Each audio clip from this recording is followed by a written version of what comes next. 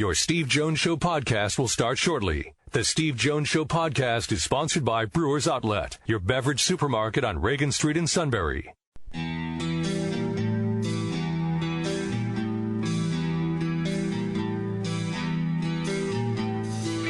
Sports talk where your voice counts. This is the Steve Jones Show on News Radio 1070 WKOK. Now from the Sunbury Motors Studio, here's Steve Jones.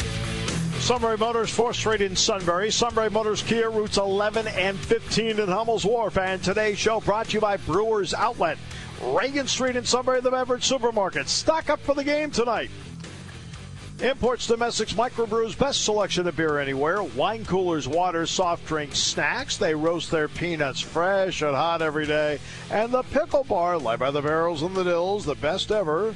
Indeed, second to none all at Brewers Outlet, Reagan Street in Sunbury, the beverage supermarket. Our play-by-play call of the day, Eagles fans, you're going to love it. Aaron Rodgers, for the first time in 212 attempts, is picked off. Rodgers back. He pumps. He fires. It is intercepted on the deflection. Intercepted. Eagles have the ball. Nigel Bradham out across the 20, and this game is as good as over.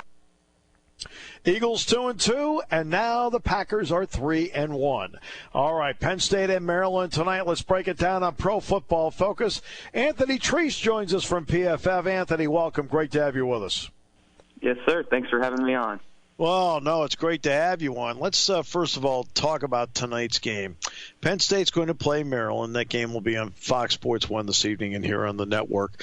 What is your initial breakdown of these two teams? Let's start with Maryland. Obviously a team with some speed. McFarland, Leak. When you look at their numbers as running backs, what really stands out to you about them? Yeah, Maryland definitely has one of the more diverse and elusive backfields in the country. There's no question about that. They can pretty much give it to any one of those guys and come out successful when they're trying to run the ball. Really focusing on McFarland, he's grading out at a 75 right now, 75.0 rushing grade, and he's forcing missed tackles at nearly 30% of his carries, which is a fairly good rate. And then you look at Leak, on the other hand, who's just been lights out running the ball for him. He has 5 runs of 10-plus yards on 19 carries and an 84.0 rushing grade and forcing a missed tackle nearly 40% of the time. So Penn State's definitely going to have to worry about those guys because no matter who's back there, they could be dangerous. They can explode and break away for a big play. Yeah, that's what when Jack Cam and I were looking at the tape, Anthony, we both talked about, well, they get a yard, 2 yards, 3 yards, a yard, 4 yards, and then, boom, 40 yards. As soon as they get that crease, they go, and they've got the speed to fly through there. I want to get to Josh Jackson, the quarterback, the transfer out of Virginia Tech, not coming off his A game against Temple. How does Josh Jackson grade out for you? Yeah, honestly, it is not great. He hasn't been able to limit those negatively graded throws. Right now, he's got that third highest rate in the Big Ten, and overall, he's at 58.7, which is very, very poor. Maryland runs a lot of play action. He's been moderately successful. When he's not running play action, that's when we see more of those negatively graded throws come out. He has all 3 of his turnover-worthy plays have come when they haven't ran play action. And so, when we're evaluating quarterbacks too, we really want to hone in on how their performance was when they're in a clean pocket. And when we look at Josh Jackson in a clean pocket, it's really not that great. He has none of those really, jaw-dropping dimes that you see from some of these other college quarterbacks. He's gotten 0 of those. He's got 2 of those bad turnover-worthy plays. So Josh Jackson, I don't think we're going to see him be much of a threat to State tonight as much as that backfield will be. Anthony Treash joining us from Pro Football Focus. Defensively, they've got 2 transfers over there. Keandre Jones, outside linebacker from Ohio State, and Shaq Smith, defensive end, outside linebacker from Clemson. What kind of impact, grade-wise, have they made on the Maryland defense? Yeah, this Maryland defense definitely has been, up and down. And when you look at Shaq Smith, he hasn't been great, whether it's been in pass rush or run defense. His grade's sitting there hovering around, 65. He's been good tackling-wise, but really there's just nothing on this Maryland defense that's really, kind of like, oh, wow. That's a good player. Besides, you look at the linebacker position, you see a guy like Chance Campbell. He's been solid in coverage. He's got a 90.8 grade.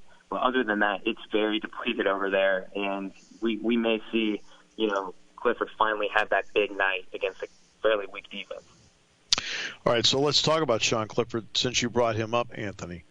When you look at what Sean has done so far through 3 games, what is the grade out on your part with him? Yeah, so we definitely did have higher expectations from him heading into the year. And while he hasn't played the most difficult schedule, he played against Idaho, kind of a cupcake. They put up 79, but then you get a team like Buffalo. They've got a pretty good pass rush. They have Khalil Mack's little brother, Ladarius Mack, and you saw him kind of have some big-time plays in that game. And you have Malcolm Coons, Taylor Riggins. And you go to Pittsburgh, and based off of last week, it looks like a pretty good win off of that, even though it was only by 7 points. So on the year, he has a 73.5 grade. And he has been able to limit those negatively graded throws. He has the 4th lowest rate in the Big Ten, which is solid. He knows no turnover-worthy plays, but he hasn't been able to generate those positively graded throws either. He has a handful of them, but none of those really jaw-dropping ones. But we see Clifford really be at his peak is when he's throwing to his receiver with the step-plus separation. And while it kind of seems obvious that most quarterbacks would be, you'd be surprised. Some quarterbacks actually are kind of the opposite.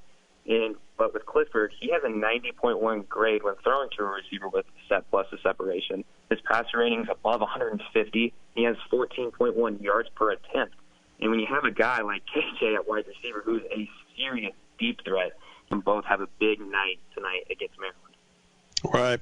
Right. Now, I wanted 2 weeks ago, Pro Football Focus, every single week they go out and they put out who their at position, their players of the week. Coming out of the Pitt game, the guy listed at middle linebacker was Jan Johnson as to how he graded out. Now, a lot of people wouldn't think that. Again, Jan Johnson's not the flashy guy.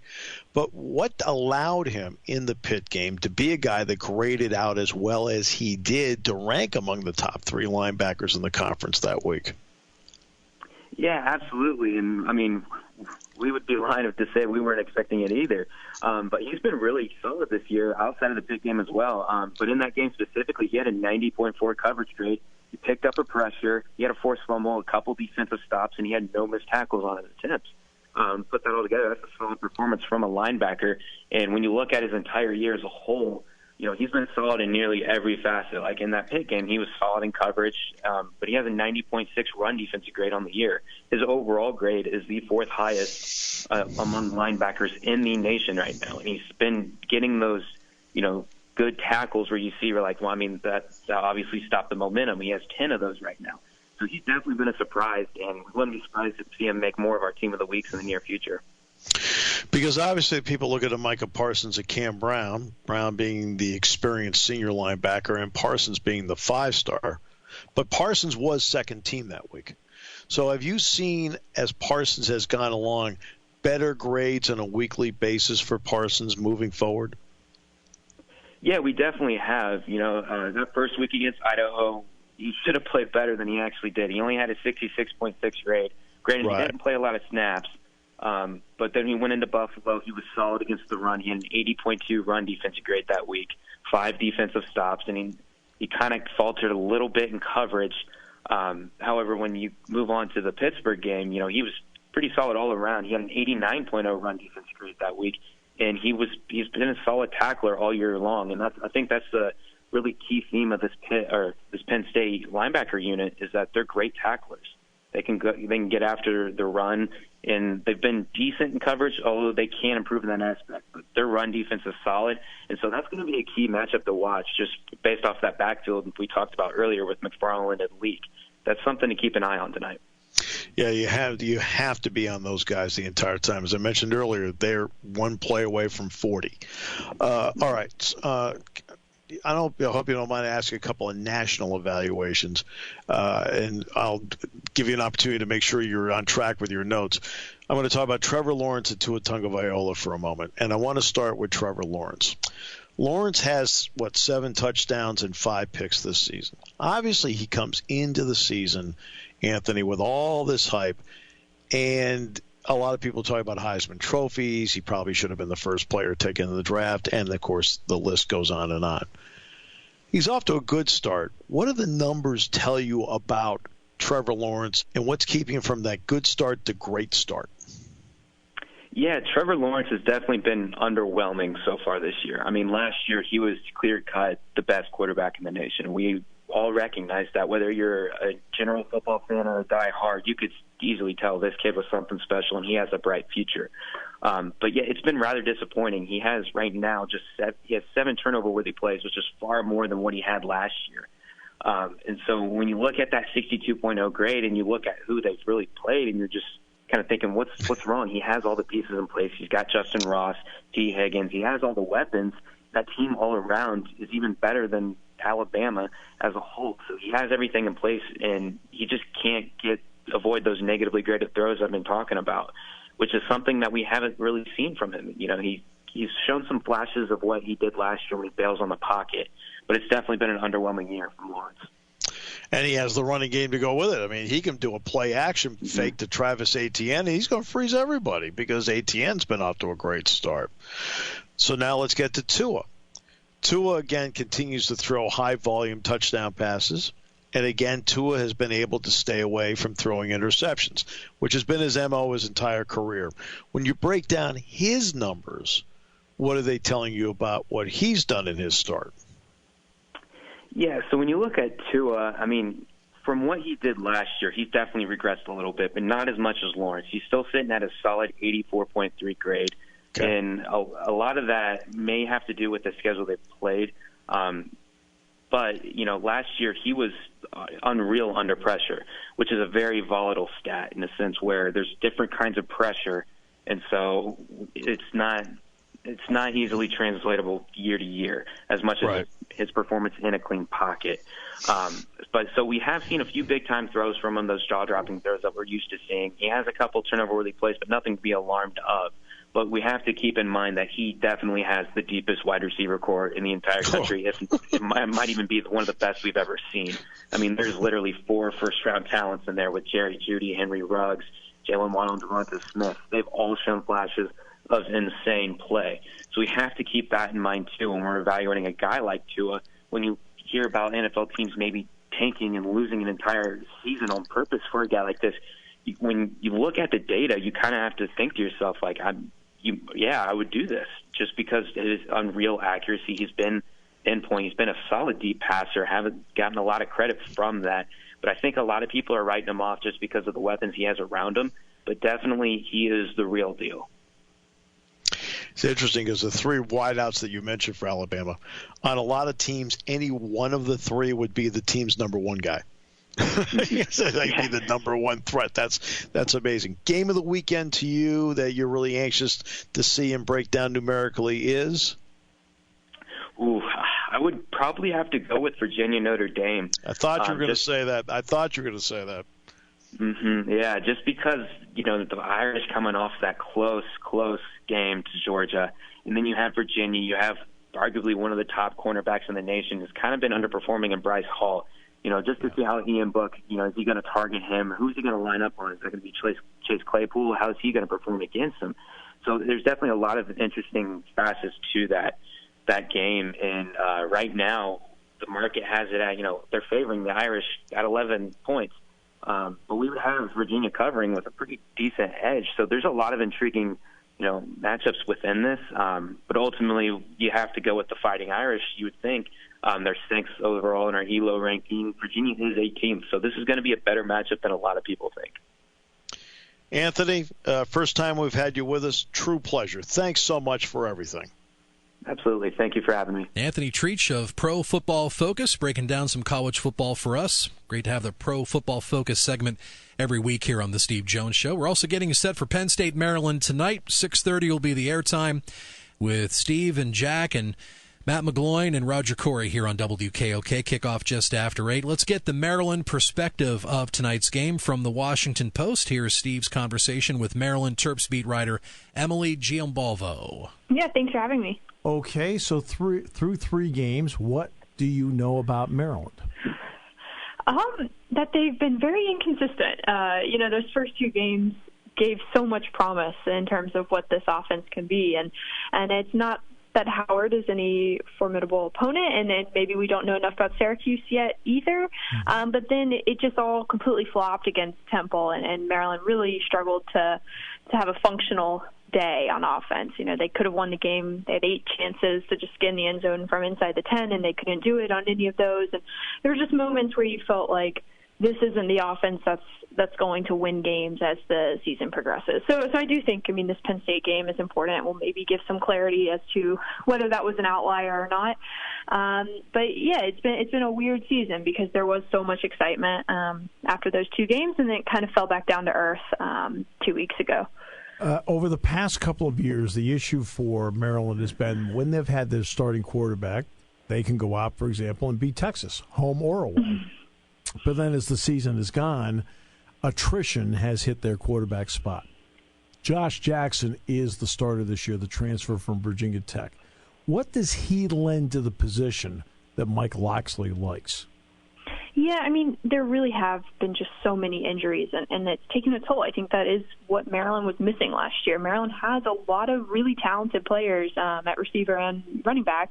They just didn't have that missing piece of quarterback. So I think Josh Jackson solves a lot of those problems. I like him as a quarterback. I think he's one of those steady, reliable guys. Isn't going to be the best quarterback in the conference or anything close to that stature. But I think he's solid. He didn't have a good game against Temple, but he comes in and he's like very chill about it and just says it's not going to faze him and he's going to be back. And I think Mike Locksley really likes what he can do with the RPO game, which is something that worked really well in those first 2 games. And he's been really accurate apart from some moments against Temple. He's looked good. He seems to make good decisions, and I do think he'll be able to really help elevate this offense under Locksley. And he's a coach's son. Yeah. Locksley loves that. He always talks about that. Yeah. All right. The left tackle that goes out, Davis, on the left side. What kind of it's one thing about certain programs where their starters are just can be terrific, and if they have to go into the bench, it's not quite the same. Losing him, Davis, what does that mean for the depth in that football team? Yeah, I think that's really concerning to me. He's the right guard, but Maryland, during fall camp, Locksley said at one point that he only had 7 offensive linemen who he felt really good about. And that's kind of a red flag when you're sitting there in mid-August and you have a coach saying, he could hardly fill out a 2 deep. So the offensive line has always been kind of that point of concern. And then when you have an injury to a starter like that, he's the most experienced guy on the offensive line, which is bringing in a few new guys to the fold. I think it's something that Maryland should be worried about, and it was an issue against Temple. Josh Jackson was under pressure a lot. He was sacked a handful of times, and I think that group could be the difference. And it seems like Ellis McKinney is going to be the guy who takes that spot. Right. And he's someone who Mike Locksley has called him a 6th starter. He can pretty much play any position. He's a veteran player, just hasn't had a lot of starts.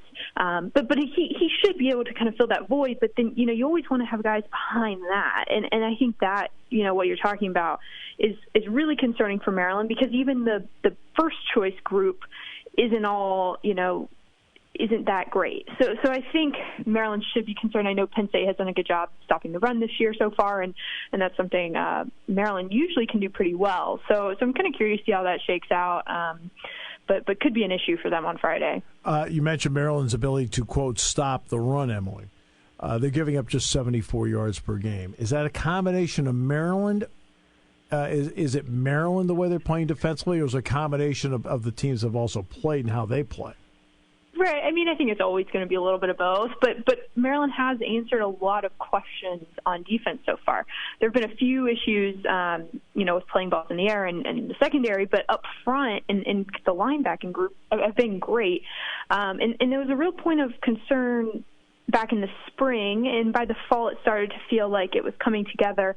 Maryland replaced its entire defensive line, but then had 2 grad transfers at outside linebacker with Shaq Smith and Keandre Jones, who have both been fantastic. And I think that's really helping, too, with getting some pressure on the quarterback and kind of everyone being able to help stop the run. But, that's been something that has seemed to be going seemed to have gone really well through these first 3 games. What has it also meant that Smith and Jones, as Mike talked about this, being from, quote, winning programs, Jones from Ohio State, Smith from Clemson, does that help in the locker room of guys that have been around the block of winning teams? Yeah, I mean, that's one of Mike Locksley's favorite things to talk about. And of course, he comes from Alabama. So it's kind of this, they get it. Like, they get what he's looking for and what he's trying to instill at Maryland. Because I do think there's a cultural difference in being with a team that wins 10, 11, 12 games a year versus a team that wins 4 or 5. There's just a different mentality. And, like Locksley has told the story a couple times where he heard from an equipment manager or someone like that Shaq told someone, hey, like, that's not how you keep your locker. Like, you got to clean it up a little bit. We've got to be ready to have recruits in here. And just little things like that, I think Locksley really appreciates. And we were just talking to Brian Cobbs, a receiver, yesterday, and we were just talking about the discipline needed to limit the penalties, which Maryland has done much better this year.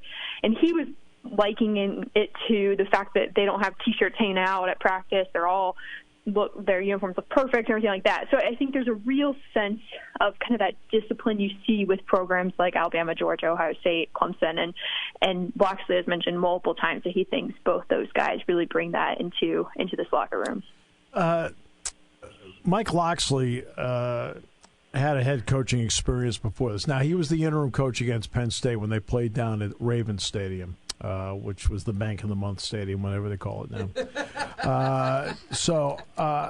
But before that, he was at New Mexico State, and on and off the field, it did not go well. What did he learn from that experience that he is now applying so that he is a better head coach this time through? Yeah, I mean, I think that's something that's really interesting. It's been a while. I think anyone kind of grows and learns and through time, but it's not just time for him. It's that he's been around, Alabama, and I think he's really taken a lot from the way Alabama runs its program and kind of trying to implement that here while also understanding it's different. I think a lot of it came into play when he was hiring a staff and just being slower and methodical with picking who he's, surrounding himself with. That's something he's mentioned. Another thing that's kind of interesting is that he has multiple guys on his staff who have been head coaches before. So yes. I think there's a lot of, insight and experience in the coaching meeting rooms. I think there are a lot of people who kind of been around the block and know what this is all about. So I think it all makes him a much better candidate. And I will say up here, it certainly seems like, and obviously this is Maryland fans this is coming from, but they are far more likely to cling to what he did at Alabama than New Mexico. I think they kind of see that as something of the past and don't put too much weight on what happened there. Well, I'm not thinking about other people. I'm thinking about him. I don't care what anybody does. You think about the bad moments in your life. We all have where you just it's there. Like, nobody else may bring it up, but it's there. I'm just wondering where he learned from that to make himself a better coach, and it's not just going to the Alabama halfway house. Yeah, I think what's interesting about him is he doesn't necessarily shy away from it. He talks about he's willing to mention how he's a lot different as a head coach then, but I do think Alabama plays a role in it. And then he came to Maryland, and he was the interim coach, and I think he learned a lot from that too. And yes. and I just think he's, I wouldn't say like mature. Like, I'm sure he was just as mature as a 30-year-old, but you know what I'm saying. But I think there's something like wisdom. It sounds a little cliche to say that, but I think he's experienced things, and he knows what not to do, and he knows how to run a program and kind of keep people in line and get what he wants out of them. And he always says habits and behavior, and it sounds very Alabama-ish. And I think he's trying to instill that from the top down, and what he expects of the coaching staff and what he expects from the players, and kind of keeps that high standard. He kind of says you draw the line in the sand of what's expected on the field, off the field, and kind of hold everyone to that standard. All right, let's get to McFarland and Leak. What did they do to make an offensive line even better? Yeah, I mean, McFarland he makes guys miss. He's quick, and he always just seems like he has a few steps on people. It's like it doesn't take him long to get going and to accelerate. Of course, we're coming off of the game where he had 4 chances to get a yard and he couldn't do it. But everyone has said, Javon Leake just said 2 days ago, he's like, I'd take Anthony anytime on 4th and 1. And then, Javon Leake is super fast. I think it's one of the best running back rooms in the conference. And I don't know what it takes for Maryland to really get the credit it deserves. I think they just need to start winning some more games. But I do think they're deep. Tayon Fleet-Davis is really good, too. Loxley hasn't used the third guy quite as much until the game gets lopsided. But I think they really bring different qualities to the table, and I think Anthony McFarland is fantastic. I think he can be really great, and he's just those explosive plays. There's some where he'll 3 guys are on him and he somehow gets free and gets their 10 yards. Like stuff like that where it's like that's not normal, and that's something that extends drives. That's something that changes a game when you can have a guy who makes plays like that. And finally, the atmosphere coming up on Friday night. Obviously, it's 8 o'clock. It's a blackout. Now, for parking, they've closed campus. That's the reason, is because they need parking spaces. In the area, what is the vibe about this game? Because obviously the Redskins are not very good. Yeah, I think there's certainly a buzz around the program that hasn't been there before. And a lot of this was coming to be before the Temple game, so I am interested to see what it looks like. I think it helps that it's a Friday night. If you're a college kid, I think it's a lot more appealing to go to a game on a Friday night than a Saturday at noon. Right. So I think it will be good. They had a historic number of student ticket demand, and that's something that's been kind of an issue. The student section is not great in terms of volume. So they've added bleachers up to the concourse to accommodate more students, which is quite something. I think it'll be a good environment. I would worry, I guess, if Maryland gets down early. I think then it could fizzle a little bit. Students might leave and go elsewhere. But no, it should be good. And that combined with the fact that I think there will be a lot of Penn State fans, right? I think there are going to be a lot of them there, and that adds to the environment too. Obviously on the other side, but again, just from an objective standpoint, I think it'll be a good night game atmosphere there. Always a pleasure. Thanks so much for being with us, and we look forward to seeing you Friday night. Yep, thanks for having me.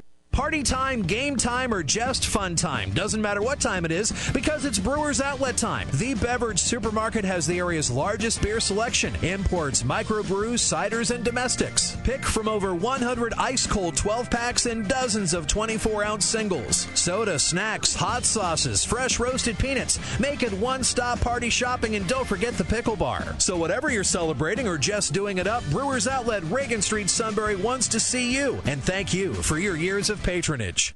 When it comes to car buying, there's the other guy's way, and then there's the SMC way. The other guys force you into a vehicle you really don't want. The Sunbury Motors way lets you take the time you need to browse, ask questions, and take the test drive and think on it. For over 100 years, the Mertz family and all their employees have made your experience the most pleasant one you'll ever have.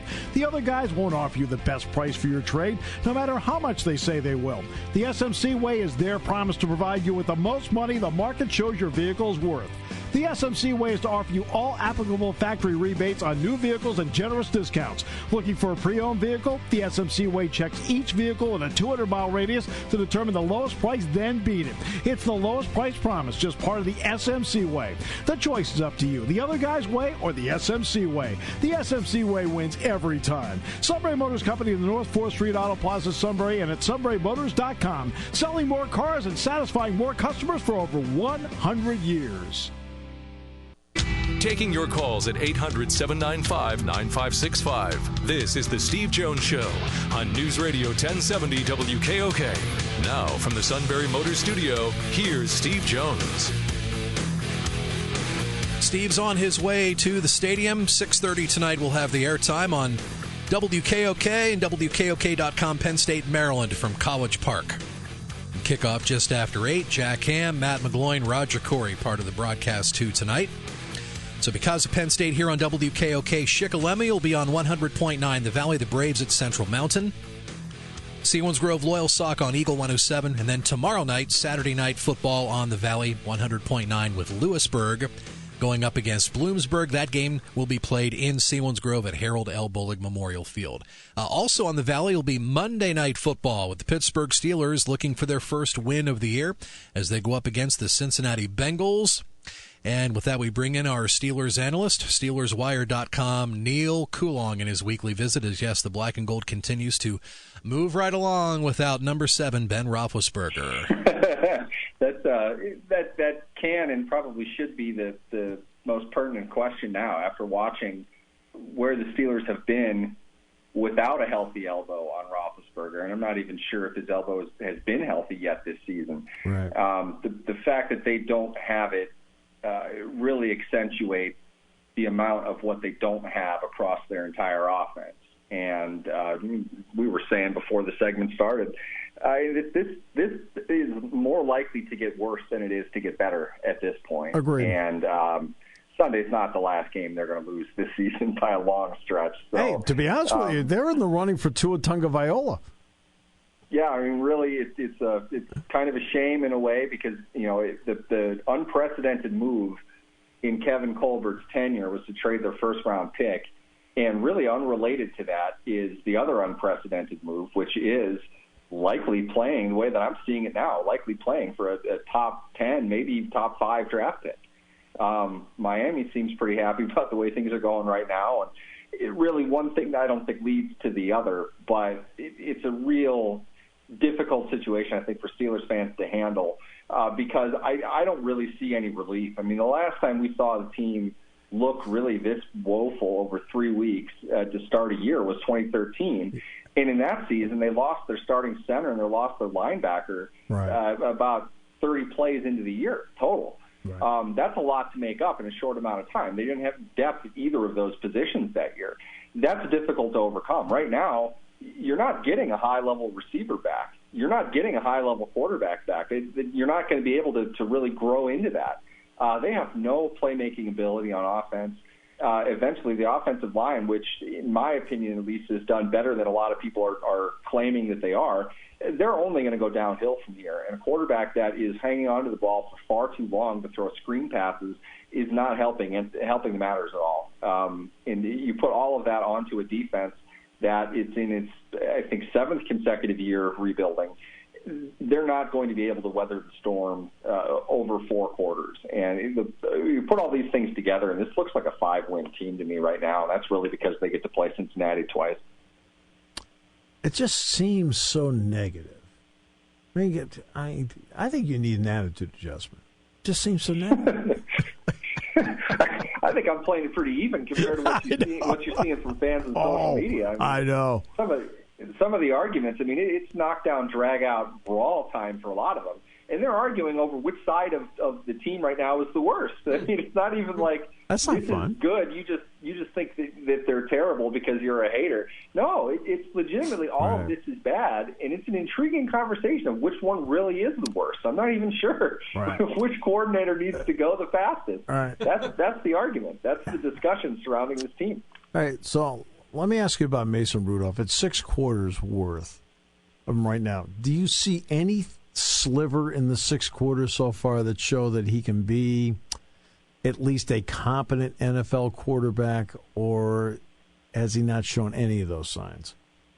I think he's shown signs of it. At this point, I'm not sure he's on the same page with the coaching staff in terms of what their game plan can and should be. I thought the idea that they clearly tried to establish against San Francisco was to throw the ball short and try to get the chains moving that way because they're not really able to run the ball. Rudolph didn't look comfortable in a lot of those. I don't think that he's not finding his rhythm right now, if that makes sense. You watch him, there's something that seems off. A lot of it is footwork issues. These are common with younger quarterbacks, especially ones that haven't really played. There does take some rhythm to set up a screen pass. It's very much a timing play. Mm-hmm. They were awful in just completing screen passes. and they threw a ton of them, short stuff all over the field. But then you watch him when he drops back 5 and he hits Juju on a crosser over the middle. He hit him literally square in the face mask. I mean, it was like the textbook throw. And I'm not saying that we can put him in the Hall of Fame now because he shows he can make that throw. But to me, it's almost more like, okay, the short stuff didn't work for whatever reason. Let's try to open this up down the field a little bit more. Let's see what we might have with him that we're not seeing through the dink and dunk, try to maintain possession sorts of stuff. I think he buys time well. I think he moves his feet well. I think he welcomes the pressure. He's not shying away from it, but the interception, I thought, that was a pretty bad decision. Somehow or other, he didn't see the linebacker coming over.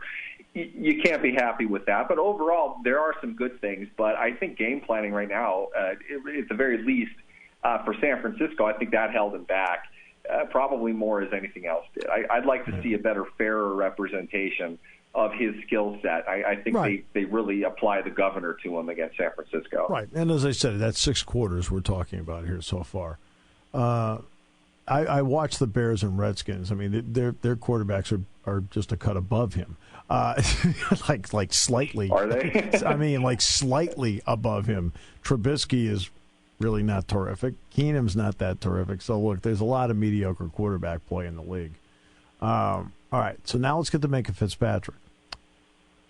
What did you think of the overall deal? Now that you've seen him in a Steeler uniform, what are some elements that he can bring to the table that will help this defense, especially at the spot of the field he's in? Here's the thing I came away with watching Fitzpatrick a second time. And I hate to say this kind of stuff because it really sounds Spanish, but bottom line is I rarely ever didn't see him around the ball. And I don't think that was by design from San Francisco. I think he moved to the ball. His interception was the result of him being by the ball. Right. I joked about this on Twitter. I'm not sure how joking I needed to be, but I think Fitzpatrick made that interception and Davis wouldn't have, simply because Fitzpatrick would have been around the ball. I'm not positive Davis would have been. It didn't look like a win outside of the fact that the receiver kind of biffed it. But the fact is he was there. The fact is he was by the ball to have a fumble recovery. He's making plays. And we haven't seen a Steelers defensive back make plays since 43 was out there. Right. And that was a long time ago, all things considered. Yeah. He's also a very young player. This is not really, he is still he's much closer to a rookie than he is a season. I want to say he's 22 right now. Yeah. I think he just turned 23, or he's going to turn 23 in the season. He's a very young football player, but you have to love his athleticism. You have to love his versatility. His background speaks for itself. We're past giving him all those accolades, but you watch him on the field, he wants to be around the ball. He's an aggressive defender. The Steelers have needed that in their secondary for a while, and I think he added that dimension for them, in which at the very least they can exploit a few mistakes from the offense, of which this particular offense made tons, and the Steelers' offense couldn't convert on anything. But over time, you're not going to get 6 points off 3 turnovers very often. I mean, hopefully that stat changes and pretty quick. But you probably weren't getting a lot of those without him being on the field, simply because he's around the ball. He wants to make plays on the ball. He's aggressive. So for me, I'm still very excited about it, even if this is going to be a year in which they're drafting the highest that they have in Kevin Colbert's tenure. He's still a valuable addition to the team. He's still somebody that they can build a lot around. And by the looks of things right now, they're going to have to rebuild a lot of things defensively. And he's somebody that gives them a baseline off which they can build a foundation. They've been trying to do for a long time, but maybe he's the best player they've had in a long time. 3 games in, where's Devin Bush to you?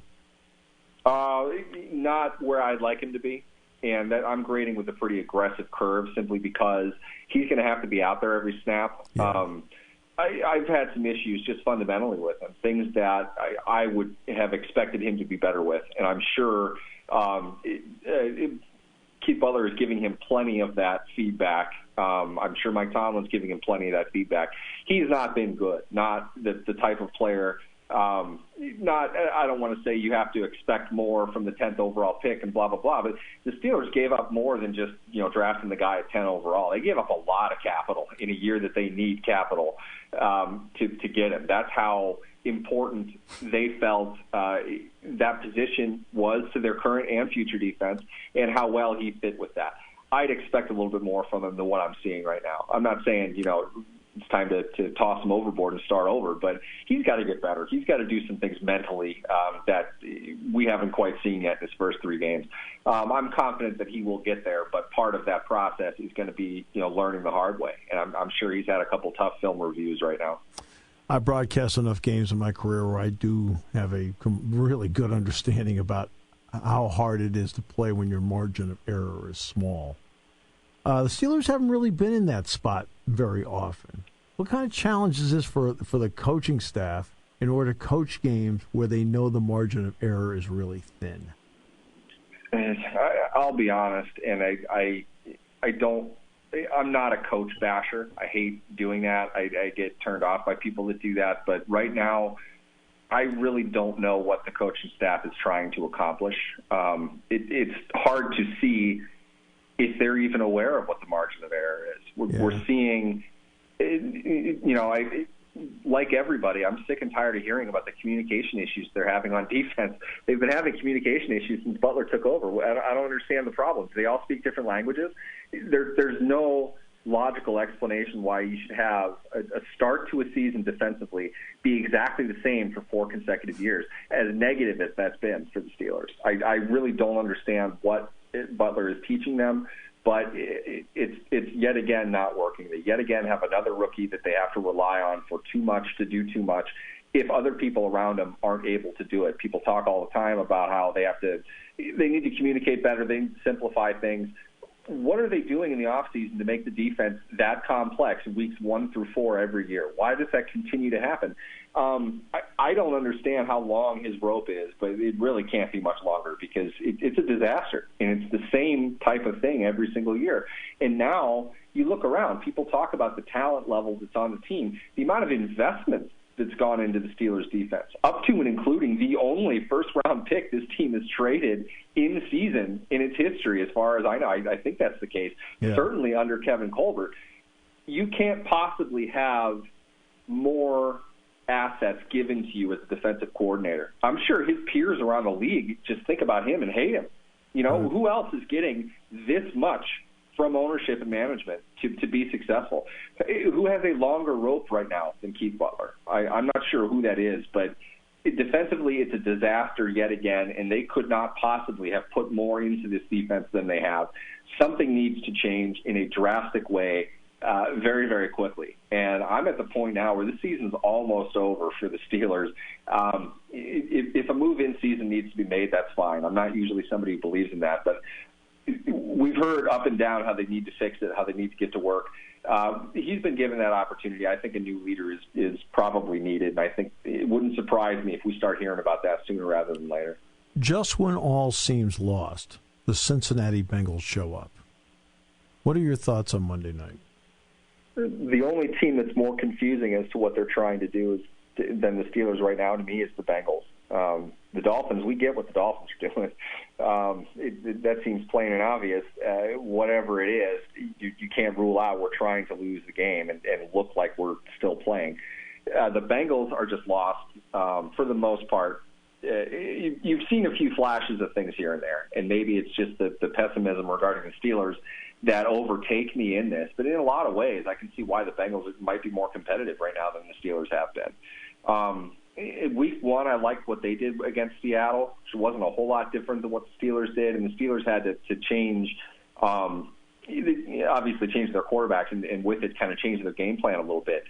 I think Cincinnati embraced that concept a little bit better than the Steelers did. It wasn't until Rudolph got hot that they started really moving the ball. But Cincinnati should probably be a little bit better than what they are right now. The fact that this game's on Monday night in Pittsburgh, I would want to take Pittsburgh to win this game, but I said that last year against the Chargers, and that didn't work out very well for me. So you want to take Pittsburgh. You really should, and maybe I'm just bitter, but I think Pittsburgh is probably a better team, and I really think this is that the seat is plenty warm under several coaches and players leading into this week. I think there's a little bit more of a curve in Cincinnati than there is in Pittsburgh. I think Pittsburgh's going to have more of an opportunity to get things together and play some reasonable looking football this week than they have. Cincinnati's going to struggle this season. We knew that they were going to. So I give Pittsburgh this one, but it wouldn't surprise me if this is like a 13-10 dumpster fire style game. Neal, it's always a pleasure. I really appreciate it. Great analysis. Definitely. Thanks for having me.